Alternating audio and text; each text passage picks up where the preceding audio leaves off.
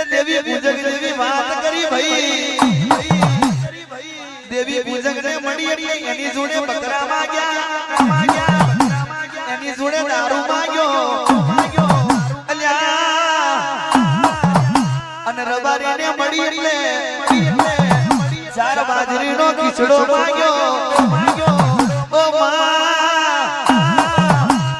અને દરબાર ને મળી એટલે